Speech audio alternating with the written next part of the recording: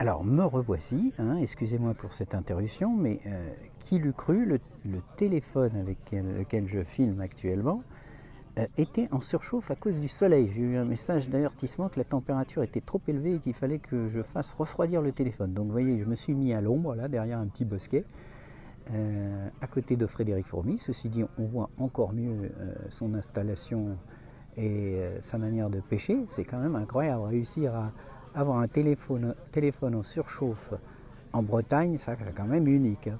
Bon, donc ce que je disais, c'est que la pêche est excessivement difficile, que le départ des Français a été très difficile également, avec en particulier Romain et Mika qui ont, au bout d'une heure, été, je dirais, dans les 5 derniers de leur secteur, hein, attention, mais avec des retards de 3-4 poissons, donc il n'y avait rien de dramatique. Il y a quand même dans le secteur B, Tamas Walter, le Hongrois, qui avait 10 poissons au bout d'une heure, alors que Romain en avait 2 tout petits, donc il va falloir quand même s'activer pour remonter tout ça.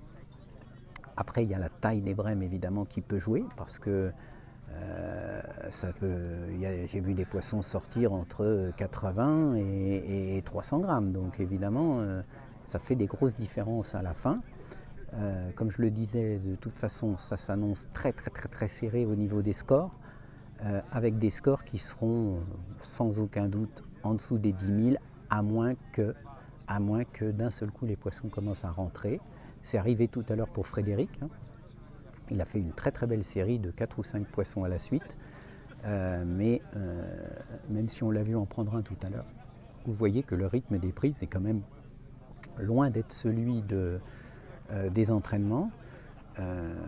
Donc alors les autres favoris, donc j'ai parlé des Hongrois, j'ai parlé des Français, les Anglais, ils ont quelques pêcheurs qui marchent bien, en particulier Steve Ringer, hein, c'est pas trop une surprise.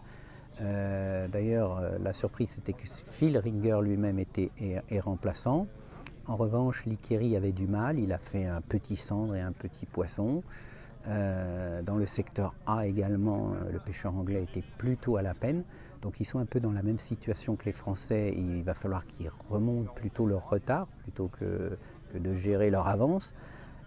Ensuite les Hollandais. Les Hollandais dans les 2 premiers secteurs, ils ont plutôt pas mal débuté avec leur amorce claire. Reste à savoir si cette stratégie qui peut être efficace au début, parce qu'évidemment avec une amorce claire vous attirez l'attention des poissons sûrement plus rapidement qu'avec une amorce sombre. En revanche, le risque, c'est que plus le temps passe et moins ça devienne efficace. À moins que ça permette de faire rentrer quelques beaux poissons. J'ai parlé avec, non pas Yann, mais Alain, le vice-capitaine de l'équipe des Pays-Bas, qui m'a dit que lors de tous leurs entraînements, ils n'ont jamais remarqué que les amorces claires posaient des problèmes particuliers ou attiraient des silures ou quoi que ce soit. Donc il a dit, comme c'est le type d'amorce qu'on utilise en Hollande, pourquoi changer? Puisque a priori, on a essayé du noir et que ça ne donnait pas de meilleurs résultats. Voilà, donc c'est encore très incertain. J'étais franchement positif ce matin au tirage au sort parce que sur le papier, les Français partaient vraiment avec un bon tirage, mais vu la difficulté de la pêche, un beau ferrage là, c'est dommage, c'était une touche. Mais vu la difficulté de la pêche, ça va être tellement serré qu'il suffit que quelqu'un prenne une brème d'1 kilo par-ci par-là ou 2 poissons de 400 et d'un seul coup vous pouvez remonter de la 10e à la 2e place. Donc pour l'instant c'est encore une fois très incertain. Moi ce que je vous propose maintenant c'est d'essayer de vous donner peut-être quelques infos simplement par écrit sur le groupe au fur et à mesure, mais surtout de nous retrouver 10 minutes, un quart d'heure avant la fin de la manche dans le secteur E, donc celui de Johan Housset. On fera un petit point rapide et puis ensuite surtout on regardera la fin de la manche avec Johan et puis on suivra toute la pesée.